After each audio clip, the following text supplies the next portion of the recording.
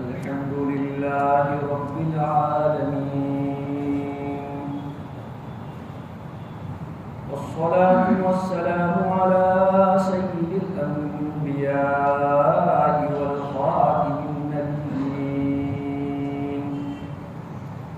وعلى آله وصحبه أجمعين.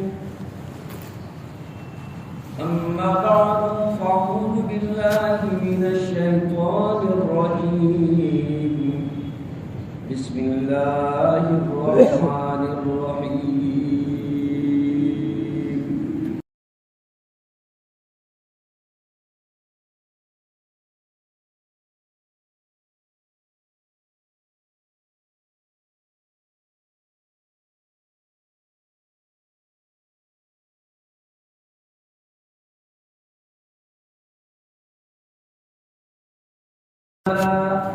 إن الحكم إلا لله، وقال رسول الله صلى الله عليه وسلم: تركت فيكم أمرين لن تضلوا بعدي إذا تمسكتم بهما، كتاب الله وسنة رسوله، أو كما قال عليه الصلاة والسلام. صدق الله وصدق رسوله النبي الأمي الكريم. اللهم صل على مولانا محمد وبارك وسلم تسليما كثيرا كثيرا.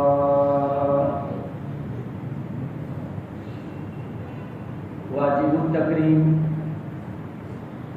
حضرات علماء کرام،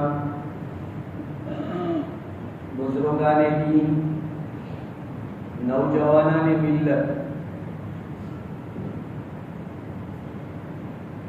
اللہ سبحانہ و تعالی نے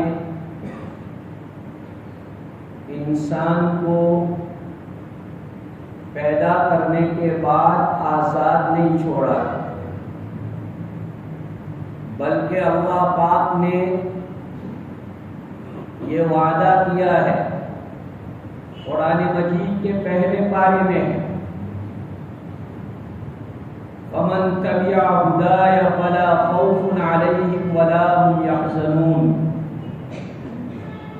کہ جو لوگ ایمان لائیں گے، پیغمبروں کو مانیں گے، پھر اس کے بعد ان کو دی ہوئی شریعتوں پر عمل کریں گے، شریعت کے احکام کو دل و جان سے مانیں گے، تو اللہ تبارک و تعالی اپنے پاک کلام میں اپنے ایمان والے بندے اور بندیوں سے یہ فرما رہے ہیں کہ تمہیں خوف کھانے کی ضرورت نہیں ہے، تمہیں ڈرنے کی ضرورت نہیں ہے، چاہے کتنی پارٹیاں بدل جائیں، حکومتیں بدلیں اور اس کے رول بدلیں، لیکن اگر تم میرے احکام کے مطابق زندگی گزارو گے تو میں تمہیں عزت کی زندگی عطا کروں گا۔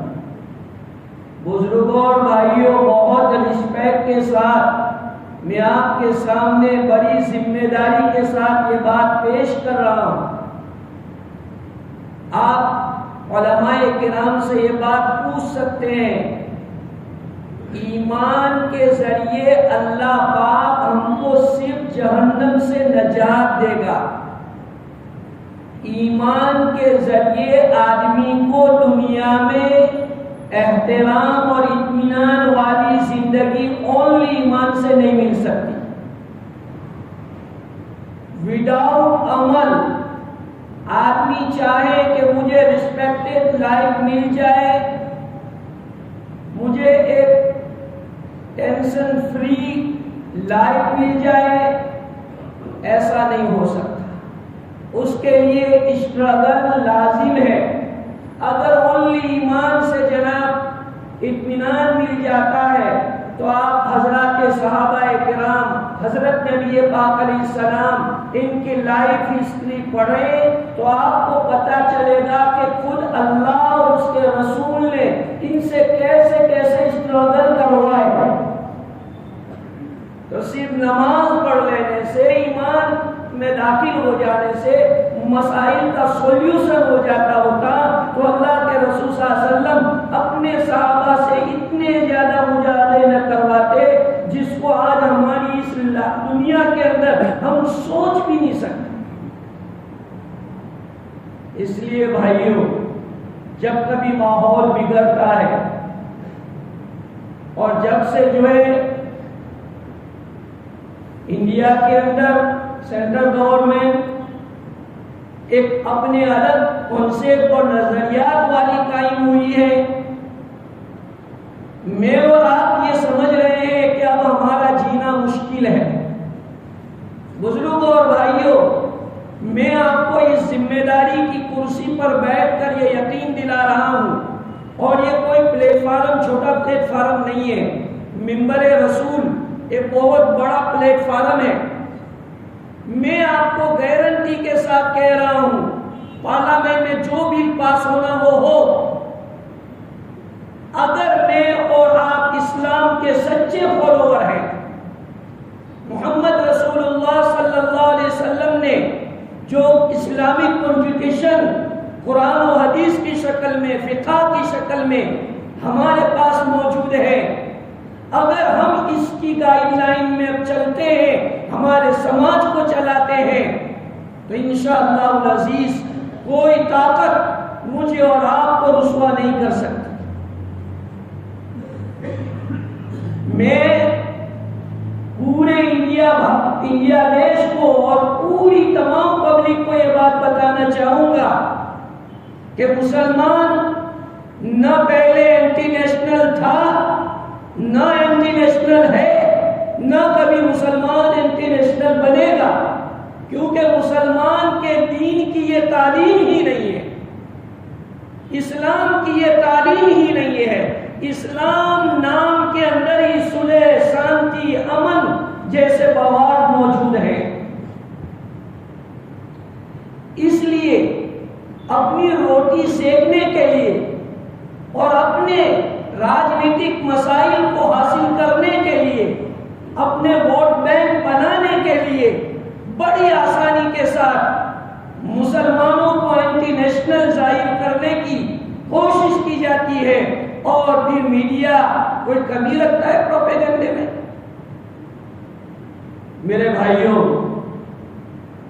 آپ جانتے ہیں جب سے ہمارے گجرات میں ودھان سبھا کے الیکشن ہوئے، اس کے بعد سے اخبارات میں اور دوسرے چینلز کے اندر ایک بات ہو رہی ہے کہ ون نیشنل ون لا اور UCC کا ایک بل پاس ہونے جا رہا ہے۔ مسلمانوں میں اس کے بارے میں ایک کنفیوژن ہے، اور دوسرے لوگ بھی کہ یہ ہے کیا اور اس سے اس کا رزلٹ کیا ہوگا، اس کے ایڈوانسز کیا ہوں گے، ڈس ایڈوانسز کیا ہوں گے۔ اس سلسلے میں ہم لوگ اور سارے لوگ پریشان رہتے ہیں، لیکن دیکھو، جب تک کوئی ڈرافٹ تیار نہیں ہوتا، جب تک کوئی ہمارے سامنے اس کا صحیح خاکہ نہیں آتا، ہم اس پر کوئی اسٹیپ لے نہیں سکتے ہیں۔ ہمیں انڈین کانسٹیٹیوشن پر فخر ہے، اور ہمارے بندھارن نے ہم کو جو ریلیجین فریڈم قرار دیا ہے، ہم کو جو دھارمی سوتنترتا ملی ہے، اسے ہمیں فائدہ اٹھانا چاہیے۔ ہمارا دیش کا لا یہ کہتا ہے، آرٹیکل 24، 25 اور 29، یہ آرٹیکل جو ہے وہ ہمیں یہ بتاتے ہیں کہ بھارت دیش میں بسنے والا ہر ناگرک اپنے دھرم کو فالو کر کے چل سکتا ہے۔ اتنا ہی نہیں، بلکہ اگر وہ اس کا پرچار، پرسار اور اس کی تبلیغ کرنا چاہے تو بھی گورنمنٹ کی طرف سے اس کی کوئی ممانعت نہیں ہے۔ اب جو رولنگ پارٹی ہے وہ یہ چاہتی ہے کہ ہمارے بندھارن کے اندر 44 نمبر کا جو ایک سمجھے کہ گائیڈ لائن کے طور پر بتایا گیا ہے، اور دیش واسیوں سے ایک ریکویسٹ اور ایک اپیل کی ہے جنہوں نے بندھارن لکھا ہے، انہوں نے کہ کوشش کریں کہ ماحول ایسا ہو کہ ایک دیش اور ایک قانون بنے، جبکہ یہ دونوں دھارائیں آپس میں کریش ہو رہی ہے۔ آرٹیکل 44 اور آرٹیکل 25 اور 29 ان کے اندر کریش ہے، ٹکراؤ ہے، اور اسی لیے آج تک یہ مسئلہ جو ہے حل نہیں ہو سکا۔ بزرگوں اور بھائیوں، چونکہ پارٹیاں جو الیکشن جیتتی ہیں ان کے پاس ان کے مینیفیسٹو ہوتے ہیں، ان کے ایجنڈے ہوتے ہیں۔ بی جے پی نے جب الیکشن جیتا ہے پورے دیش میں تو ان کے پاس ایک مینیفیسٹو تھے، ان مینیفیسٹو کے اندر یو سی سی کو پاس کرانا اور پورے دیش کے اندر یونیفارم سول کوڈ کو نافذ کرنا، یہ ان کے مینیفیسٹو میں تھا، ان کے ایجنڈے میں تھا۔ ظاہر بات ہے کہ آج کسی کے ایجنڈے میں کوئی بات ہو تو وہ اپنے ایجنڈے کے مطابق اس پر لائے وہ تو کرنے والا ہے۔ اس لیے اگر وہ بل پاس ہوتا ہے تو ہم مسلمانوں پر کیا اثر ہوگا، اس کا کیا نتائج ہے، اور ایسے ماحول میں ایک مسلمان اپنے دین ایمان کی سیفٹی کے ساتھ کیسے اس دیش میں زندگی گزار سکتا ہے، اس پر میں آج کی اسپیچ میں ہائی لائٹ کرنا چاہتا ہوں۔ بزرگوں اور بھائیوں، انگریز لوگ ہمارے یہاں جب حکومت کرتے تھے تو انہوں نے کچھ قانون بنائے تھے جس کو کریمنل لا کہتے ہیں۔ کریمنل لا میں سب برابر تھے۔ انگریزوں نے جو پرسنل لا تھے اس پرسنل لا کو ٹچ نہیں کیا، اس کو ڈسٹرب نہیں کیا۔ اس کے اندر میریج، ڈائیورس اور ڈیوائڈ آف پراپرٹی اور اس طرح کے جو مسائل ہوتے ہیں جس کو ہم آئینی مسائل یا مسلم پرسنل لا یا سماجک مسائل کے ذریعے سے جان سکتے ہیں، وہ مسائل انہوں نے ڈسٹرب نہیں کیے، تو اس وقت بھی چھوڑ دیا تھا کہ ہر کمیونٹی اپنے اپنے رولز ریگولیشن کے مطابق اس کو فالو کرے گی اور اس کو چلے گی۔ جو ہے اس کے بعد کچھ گڑبڑی ہوئی تو ہندو میرج ایکٹ جو ہے لانا پڑا، مسلمانوں کے لیے مسلم پرسنل لا لانے پڑے، اس کے لیے سب چلتا رہا۔ لیکن اب کورٹوں کی طرف سے بھی اور آئے دن سوشل میڈیا کیا اور تمام اخبارات کے اندر یہ بات سرخیوں پر ہے کہ یونیفارم سول کوڈ لایا جائے۔ بزرگوں اور بھائیوں، میں نے جیسے آپ کو بتلایا کہ ہم مسلمان ہیں، ایمان والے ہیں، ہمارا قرآن اور حدیث پر پورا ایمان اور یقین ہے، ہم دل و جان کے ساتھ اس کو مانتے ہیں۔ مسلمان کے رگ رگ میں اللہ اور رسول کی محبتیں ہوتی ہے، بھلے وہ عمل میں کمزور ہوتا ہے، لیکن کبھی مسلمان اپنے دین کے اندر مداخلت وہ گوارا نہیں کرتا۔ جان مانگو تو جان دے دوں، مال مانگو تو مال دے دوں، لیکن ہم سے یہ نہ ہو سکے گا کہ نبی کا چاہو جلال دے دیں۔ مسلمان روز اول سے اپنے مذہب کے بارے میں اتنا سینسیٹیو ہے کہ وہ بھوکا رہنا گوارا کر سکتا ہے، وہ اپنی حالتوں کو بد سے بدتر کرنا گوارا کر سکتا ہے، لیکن اپنے مذہب کو چھوڑنا وہ کبھی گوارا نہیں کرے۔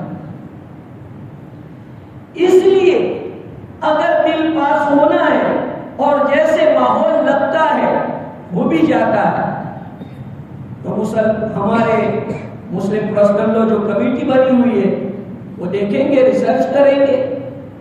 اگر کریش ہو رہا ہے، اسلامک لا کے ساتھ اس کا کریش ہو رہا ہے، تو اس وقت جو ہوگا رائے عمل اور گائیڈ لائن علماء کی طرف سے آئے گی، اس کے مطابق ہم عمل کریں گے۔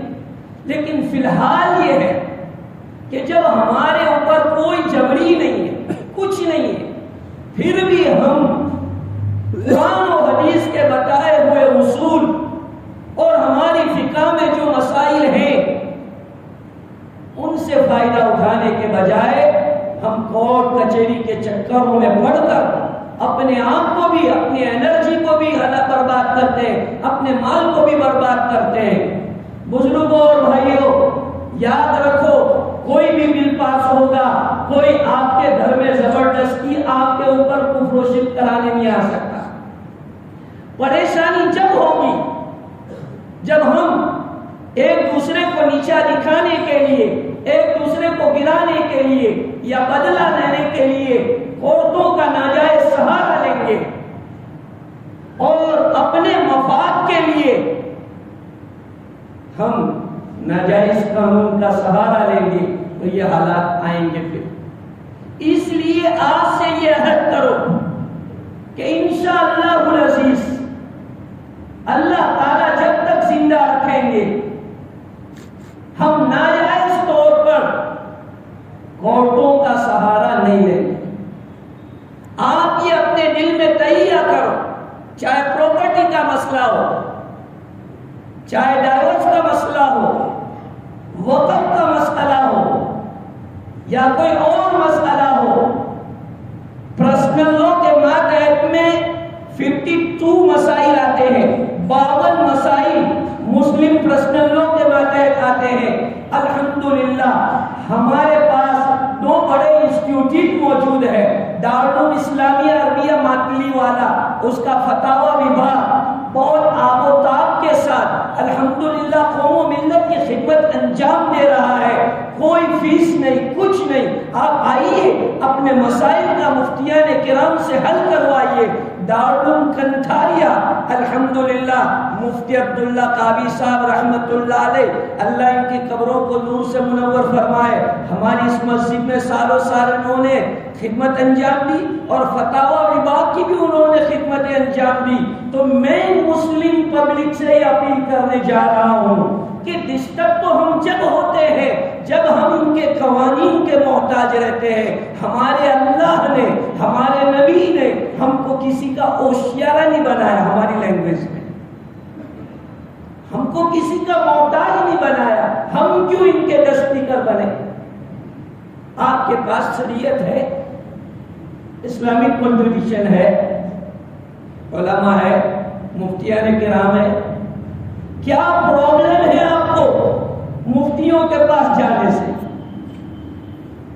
میرے بھائیوں، ایک نوجوان ملا مجھے، سنو غور سے اور ناراض مت ہو، اور جو ریئل مومن ہوتا ہے، جس کے دل میں اللہ رسول کی محبت ہوتی ہے، کبھی ہمت نہیں ہارتا، ماحول جو ہونا وہ ہو، اپنے اسلام پر جمو۔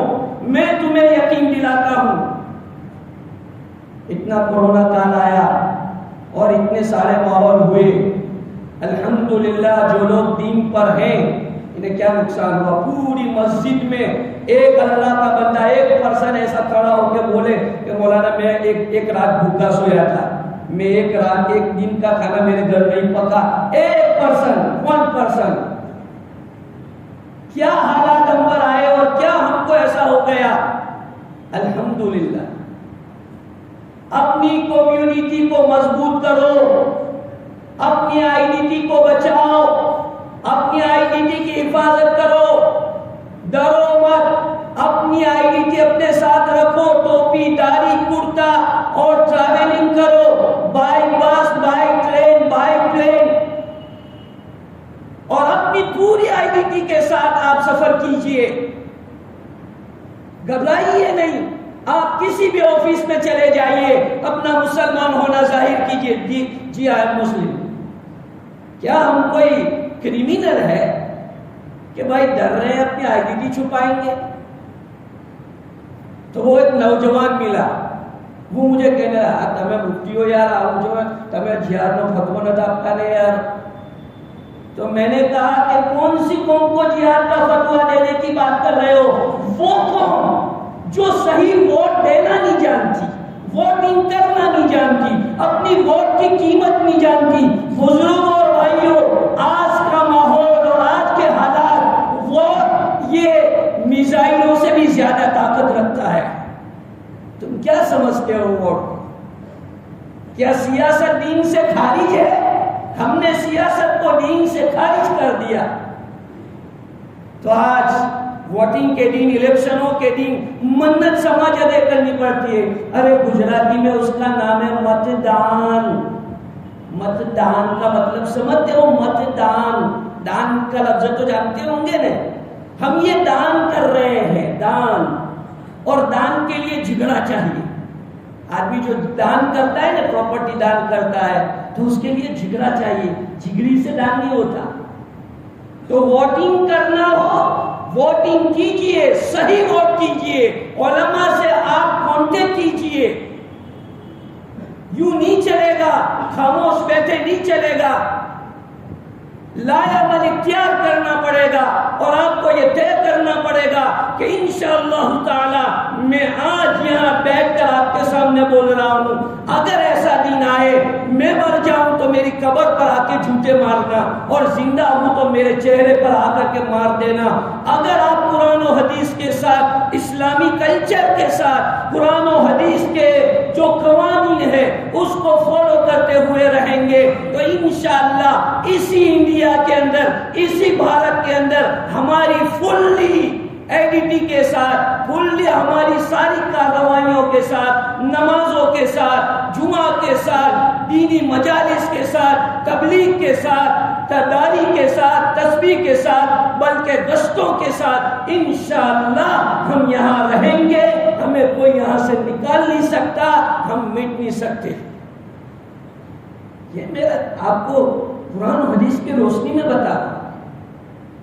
اللہ رسول نے کہ ایسے وعدے کر دی. آپ قرآن اٹھاؤ، پڑھو. اللہ کا قرآن کہتا ہے اِنَّا لَنَنْصُرُ رُسُلَنَا وَالَّذِينَ آمَنُوا فِي الْحَيَاةِ الدُّنْيَا. ذرا عربی جاننے والوں کو پوچھو، قرآن نے فی الحیات دنیا کو پہلا اسٹیپ دیا کہ تمہاری یہ دنیاوی لائف جو ہے اس میں کہ اللہ تمہیں بے یار و مددگار نہیں چھوڑنے والا ہے. اگر تم اللہ رسول کے دین پر چلو گے تو چاہے تمہارے سامنے کیسی طاقتیں آئے، وہ طاقتیں نہ تمہارا نہ تمہارے دین کا کچھ بھی نقصان نہیں کر سکتی. لیکن سوال تو میرا آپ کا ہے. تھوڑا ریسیپشن ہوتا ہے، شریعت غائب.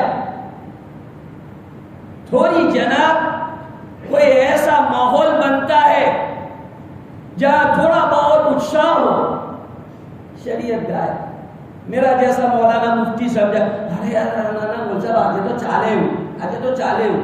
ایسا کیسا بھائی؟ کون سی شریعت نے آپ کو ایسا کہا کہ شادی کے دن ایسا چلتا ہے، شادی کے دن شریعت کو فالو نہیں کرنے کا؟ کس نے کہا ایسا؟ میرے بزرگوں اور بھائیوں، آپس میں پیار محبت سے رہو، یونٹی قائم کرو. اپنی مفاد کے لیے ملت کو کبھی نقصان مت پہنچاؤ. دھیان سے سنو، اپنے دل و دماغ میں یہ بات بٹھا کے لے جاؤ. ایک مرتبہ اگر تم نے زنا کیا ہوگا، اللہ کے سامنے معافی مانگیں گے، اللہ معاف کر دے گا. شراب پی ہوگی، اللہ کے سامنے معافی مانگیں گے، اللہ معاف کر دے گا. کوئی اور گناہ کیا ہوگا، اللہ سے معافی مانگیں گے، اللہ معاف کر دے گا. لیکن یاد رکھو، محمد عربی صلی اللہ علیہ وسلم کی ملت کو تم نے منافق بن کے نقصان پہنچایا تو اللہ بھی نہیں معاف کرے گا، اس کا نبی بھی معاف نہیں کرے گا. ملت کو کبھی نقصان مت پہنچاؤ، امت کو کبھی نقصان نہیں ہونا چاہیے. اللہ کے رسول کا پیارا دین کبھی بدنام نہیں ہونا چاہیے. کوئی ایکٹیویٹیز، کوئی بھی مسلم پرسن ایسی نہ کرے کہ جس سے میرے نبی کی شریعت بدنام ہو، میرے نبی کا دین بدنام ہو. پیپر چھاپنے والے یہ نہیں جانتے کہ یہ ایک پرسن ہے، وہ پوری کمیونٹی پر لا کے رکھ دیتا ہے. میڈیا والا اینکر نہیں جانتا کہ یہ اس کا ذاتی عمل ہے، وہ پوری کمیونٹی کے ساتھ اس کو جوڑ دیتا ہے. اس لیے بھائیوں، آپس میں پیار محبت کے ساتھ رہو، یونٹی قائم کرو.